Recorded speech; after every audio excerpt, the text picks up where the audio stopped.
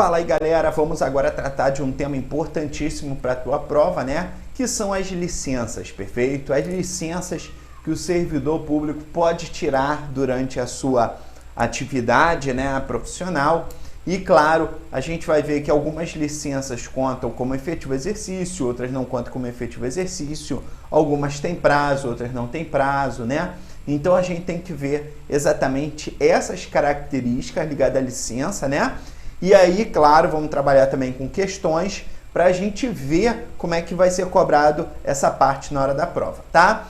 Então aqui primeiro, a princípio, a gente tem as licenças. Claro, você repara que como o nosso estatuto aqui, ele é de 1979, e antes não tínhamos previsão da licença paternidade, perfeito? Então, o que a gente tem em mente? Naquele tempo não existia licença paternidade.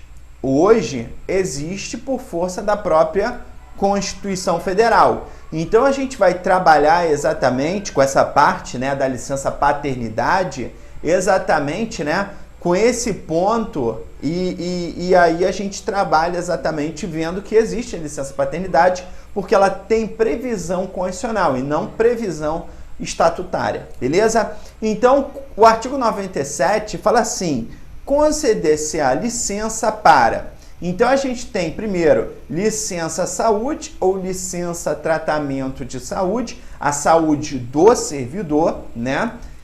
Licença por motivo de doença em pessoa da família, então, cuidar da saúde da pessoa da família que está doente, né? Licença para repouso à gestante, então a licença gestante. Note-se que não temos a licença paternidade, conforme eu falei. Licença para serviço militar, então o servidor público que foi convocado para as Forças Armadas vai pedir essa licença aqui, né? Licença para acompanhar cônjuge, é importante você saber dela, né?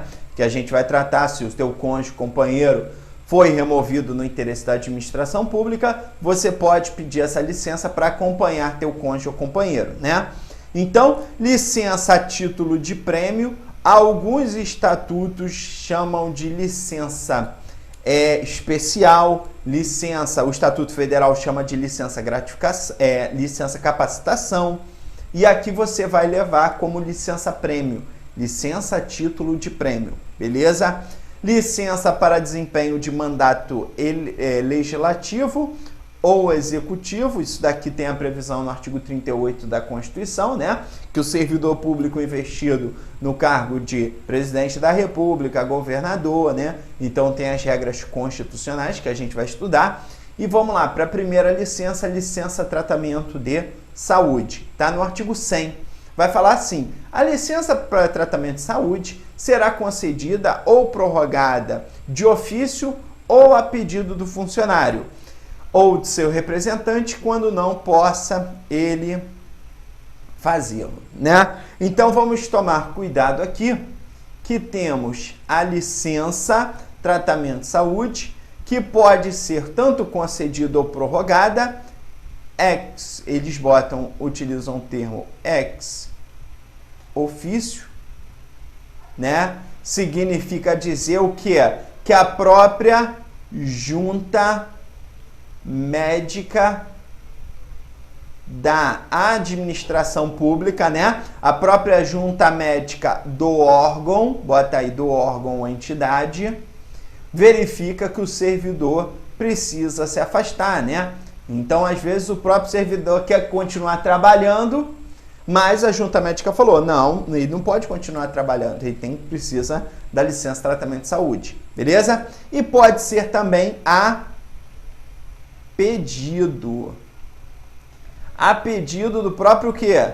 Servidor. Ele pede para ser avaliado ou ele leva um atestado médico, perfeito, para comprovar que ele está impossibilitado de exercer atividade laboral naquele dia, perfeito? Então, ou pode ser o próprio servidor ou seu representante. Representante pode levar pedir a licença de tratamento de saúde quando o servidor estiver impossibilitado de comparecer na repartição e apresentar o atestado ou o pedido para ser feita a perícia na junta médica da sua saúde, beleza? Segundo ponto, o funcionário não reassumirá o exercício do cargo sem nova inspeção médica, quando a licença for concedida, assim o que tiver exigido. Realizada a nova inspeção, o respectivo atestado ou laudo médico concluirá pela volta ao serviço, pela prorrogação da licença, pela readaptação do funcionário ou pela sua aposentadoria. Vamos entender aqui. Você observa que o artigo 111 do Estatuto, ele fez exatamente um efeito, né? Que o servidor público foi feita a licença e a licença dele foi concedida 20 dias de licença. Perfeito? E aí, a inspeção médica deu 20 dias para ele. E aí ele vai ser encaminhado de novo para a inspeção médica. Para o quê? Ou cessar os efeitos, encerrar a licença. Primeiro caso. Segundo caso, prorrogar a licença.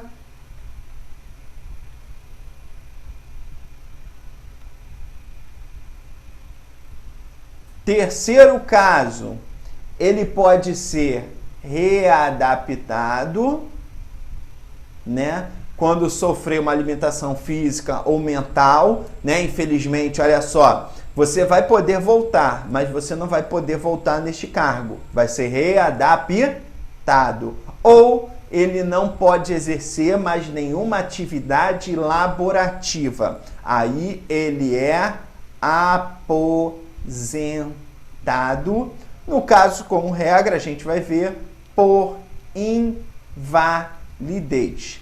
Ué, professor, mas ali no estatuto não colocou aposentado por invalidez, botou apenas aposentado. Sim, porque se ele tiver condições de aposentadoria de outra condição mais benéfica, ele pode ir, né? Então, por isso o estatuto botou, nova inspeção médica, quando a licença concedida, assim tiver exigido, realizada essa nova inspeção, o respectivo atestado ou laudo médico concluirá pela volta, encerra a licença, então concluirá pela volta ao serviço, pela prorrogação da licença, pela readaptação ou pela sua aposentadoria. Perfeito? Em caso de doença grave, contagiosa ou não, que imponha cuidados permanentes, poderá a junta médica, se considerar o doente irrecuperável, determinar como resultado da inspeção sua imediata aposentadoria. Então, note-se que se for uma doença grave, incurável, contagiosa ou não, eu já posso remeter o quê? A aposentadoria. Eu não preciso ficar prorrogando as licenças, né, ad eternum para ver se vai voltar. Se é irrecuperável, aposenta por invalidez. Beleza?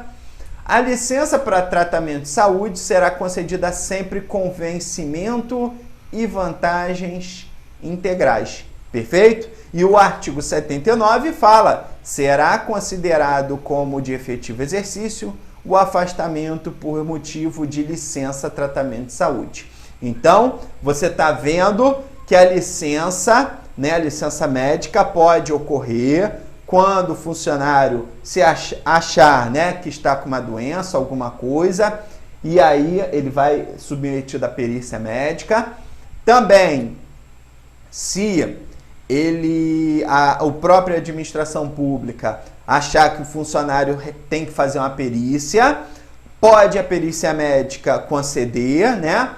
E aí pode depois fazer uma nova perícia para voltar, ele reassumir o cargo, prorrogar, readaptar, né? Ou aposentar por invalidez, beleza?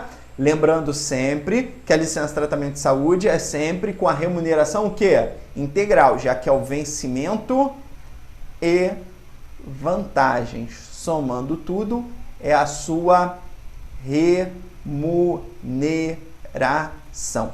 Beleza? Tranquilo? A próxima licença, né, a licença de doença em pessoa da família. Primeira coisa, o funcionário poderá obter a licença por motivo de doença em pessoa da família de ascendente. Quem é pessoa da família? Primeiro, seus ascendentes, né? Quem está acima. Descendente, quem está abaixo. Colateral consanguíneo afim até o 2º grau civil. Cônjuge do qual não esteja legalmente separado, ou pessoa que viva suas dispensas e com seu respectivo assentamento funcional, desde que comprove ser indispensável sua assistência pessoal e que não possa ser prestada simultaneamente com o exercício do cargo. Então, se cai na tua prova, quem é pessoa da família? Então, você vai botar o quê? Os ascendentes e os descendentes em linha reta ou colateral até o 2º grau. Teu cônjuge? Sim, o cônjuge nem tem grau, né? Cônjuge e companheiro entram perfeitamente, desde que não esteja separado legalmente, beleza? E aí, na verdade, até a redação ela é bem excludente. A redação no artigo 117 não botou propriamente o companheiro, perfeito? Só botou o cônjuge, não botou o companheiro, né? Então, desde que não esteja legalmente separado. Então, meio que afasta até o conceito da união estável. Mas, eu entendo cônjuge e companheiro, igualdade, né? Mas, se cair na tua prova, se vier só cônjuge, marca só cônjuge, tá? E outro ponto, já que você vai cuidar de doença e pessoa da família, tem que ser indispensável que é somente você, tá? Ah, mas é para minha sogra. Sogra é parente por afinidade de 1º grau. Mas, pô, só você que pode cuidar da sua sogra? Ela não tem nenhum outro parente que pode cuidar? Não, só eu. Então, beleza. Então, prove ser indispensável sua assistência pessoal, beleza? A licença referida no artigo anterior será concedida, prorrogada a pedido do funcionário, né? E agora a gente tem que tomar cuidado, que diferente da licença de tratamento de saúde, que é contado como efetivo exercício, recebe remuneração integral, já no artigo 119 aqui, não fala em remuneração integral, tá? Tem que tomar cuidado, ela é meio híbrida, tá? Então, a licença que trata essa seção será concedida com vencimentos e vantagens integrais nos primeiros 12 meses. Opa! Então, licença com vencimentos e vantagens integrais nos primeiros 12 meses. Depois dos 12 meses e com 2/3 por outro 12 meses no máximo. Então, vamos lá. Essa licença tem um prazo de duração de 24 meses. Beleza? Segundo ponto, ela é dividida nos 2 primeiros meses com remuneração integral. Nos outros, 2/3 da remuneração, tá? E aí, conta como efetivo exercício? Essa licença por motivo de doença pessoa da família, desde que não exceda o prazo de 12 meses, é contado como efetivo exercício. Depois de 12 meses, não é contado como efetivo exercício. Perfeito, galera? Toma cuidado com isso na hora da prova, tá? Agora vamos falar da licença repouso à gestante, que aí a gente tem até a Lei Complementar número 128 de 2009, que fala, né, a servidora pública gestante será concedida pelo prazo de 6 meses, prorrogável no caso de aleitamento materno, por no mínimo 30 e no máximo 90 dias, mediante a apresentação de laudo médico circunstanciado, emitido pelo Serviço de Perícia Médica Oficial do Estado, podendo retroagir sua prorrogação até 15 dias a partir da data referida do laudo. Vamos entender aqui. Primeiro, a servidora, você tem que entender, primeiro ponto é aqui, se cair. Sobre licença gestante, é correto afirmar. A servidora pública terá concedida pelo prazo de 6 meses. Olha que interessante, essa lei complementar, já foi alterada, né? Porque a Constituição Federal, embora fale 120 dias, né? Existe uma lei que fala da empresa cidadã que pode acrescentar mais 60 dias, fazendo 180 dias. Perfeito? Embora a maioria dos estatutos prevê regulamentação da licença repouso à gestante pelo prazo de dias, o Estado, ele colocou o prazo de 6 meses. Perfeito? Então, janeiro, 1 a 30. Fevereiro, de 1 a 28. Entendeu? Fevereiro, um mês. Ponto. Então, na verdade, não é feito em dias, é feito em meses. Então, pelo prazo de 6 meses, podendo ser prorrogável no caso de aleitamento materno por no mínimo 30 e no máximo 90 dias. Então, a gente tem 6 meses de licença gestante, mais no mínimo 30, no máximo 90 dias para o aleitamento. Perfeito, galera? Toma cuidado com isso na hora da prova, né? Para não errar uma questão bobinha ali. Beleza? Vamos falar para licença para o serviço militar, né? O servidor público que prestar um serviço nas Forças Armadas, por exemplo, né? Marinha, Exército e Aeronáutica, de repente ele serviu no Exército, né? Então ele tem capacidade ali. A gente tem, assim, o artigo 123 falando: ao funcionário que for convocado para o serviço militar ou por outro encargo de segurança nacional, será concedida a licença pelo prazo que durar a incorporação ou convocação. Então, essa licença para serviço militar, eu já vi cobrando em prova, ela não tem prazo determinado. O prazo é enquanto vigorar a sua incorporação nas Forças Armadas, tá? Terminando a incorporação das Forças Armadas, Marinha, Exército e Aeronáutica, né? Foi para a guerra, voltou da guerra, ele tem um prazo de 30 dias para voltar em exercício, ó. Ao funcionário desincorporado ou desconvocado, conceder-se-á prazo não excedente a 30 dias para que reassuma o exercício sem perda do vencimento. Olha aqui que interessante, né? Esse prazo é de 30 dias para ele voltar e esses 30 dias remunerados, sem perda do vencimento, tá? A licença será concedida à vista do documento oficial que prove a incorporação ou convocação. Do vencimento, descontar-se-á a importância de que o funcionário percebe na qualidade de incorporado, salvo se optar pelas vantagens do serviço militar. Então, do vencimento, descontar-se-á importância que o funcionário percebe na qualidade de incorporado. Então, vamos entender aqui. Por exemplo, funcionário público, recebe R$5.000. Essa é a sua remuneração, tá? E aí, ele foi incorporado às Forças Armadas e lá vai receber 2.700 a título de soldo. Perfeito? Nesse caso aqui, os 2.300 ele vai receber a título de diferença de vencimento. Significa dizer o quê? Para ele não ter perda remuneratória para servir o Exército. Beleza? Então, do vencimento, descontar-se a importância de que o funcionário percebe na qualidade de incorporado. Então, vai descontar o 2.700, salvo se optar pela vantagem do serviço militar. De repente, o serviço militar paga 5.800. Aí ele vai optar pelo serviço militar. Ele pode optar pelo mais baixo? Pode. Ele pode optar para receber essa dali. Beleza? Tranquilo? Maravilha, então. Na próxima aula, eu vou estar falando da licença para acompanhar cônjuge ou companheiro. Beleza?